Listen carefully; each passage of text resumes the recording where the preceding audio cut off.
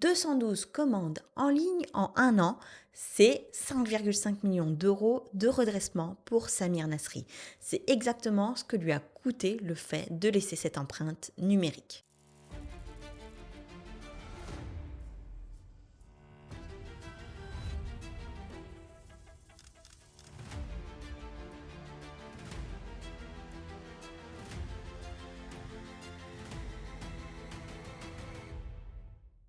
Bonjour, je m'appelle Guénin Park, je suis juriste spécialisée en création de sociétés aux Émirats Arabes Unis et aujourd'hui je te propose de voir un cas d'école dont on trouve toutes les sources sur internet dans les différents magazines en ligne, tout simplement l'affaire Samir Nasri qui avait déclaré sa résidence fiscale aux Émirats Arabes Unis et dont un certain nombre d'éléments ont permis à la DGFiP tout simplement de le redresser à hauteur de 5,51 millions d'euros.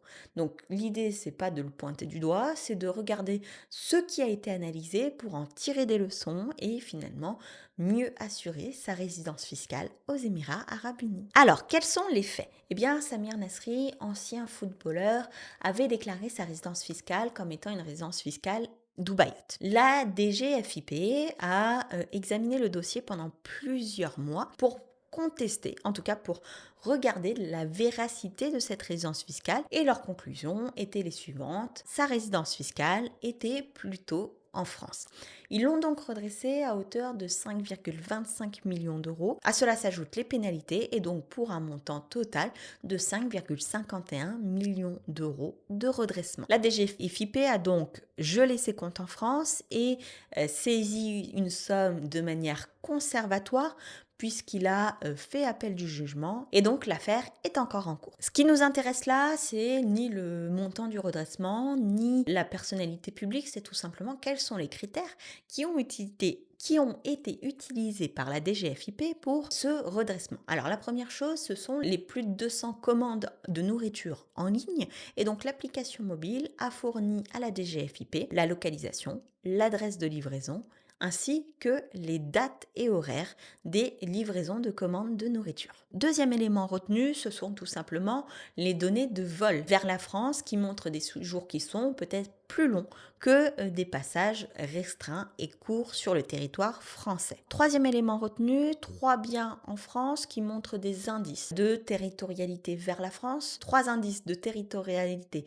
patrimoniale en France. Autre critère retenu, un contrat avec Canal+ qui prévoyait 40 à 45 enregistrements sur une période allant de juin à juin et donc ça faisait un peu plus d'un enregistrement par semaine en France. Et enfin, dernier élément, eh bien, sur la partie plutôt économique, la majorité de ses revenus semblaient venir de France. Et donc ce sont ces critères, ce qu'on appelle un faisceau d'indices, qui ont permis à la DGFiP de se dire que la personne était résidente fiscale en France plutôt qu'aux Émirats Arabes Unis. Sur quoi se base ce redressement? Eh bien tout simplement l'article 4B du Code général des impôts qui détermine la résidence fiscale de quelqu'un en fonction du centre de ses intérêts économiques, de son lieu de domicile, son foyer principal, ainsi que le lieu de son exercice professionnel. Et donc on a le foyer qui est le lieu où on habite, mais également le lieu où on a sa famille proche, ça pourrait être femme et enfants. On va avoir également le lieu d'habitation principal, là où on passe le plus de temps. On va avoir le centre des intérêts économiques, d'où viennent principalement nos revenus. Et on va avoir enfin le lieu d'exercice de son activité principale. En l'occurrence, si on prend le cas du contrat de Canal+, c'était des enregistrements en présentiel en France. Quelles sont les données sur lesquelles la DGFiP peut se baser pour déterminer tout ça? Eh bien, ça peut être effectivement le relevé des entrées et sorties sur le territoire avec les tickets d'avion. Ça peut être également toutes les données sur les applications de livraison, que ce soit de la nourriture ou non.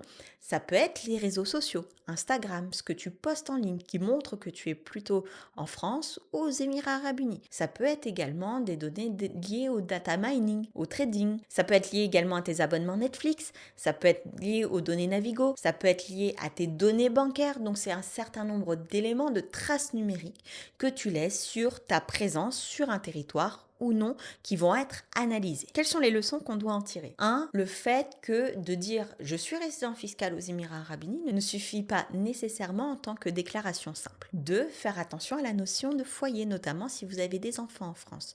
3. Attention à vos traces numériques qui peuvent être exploitées.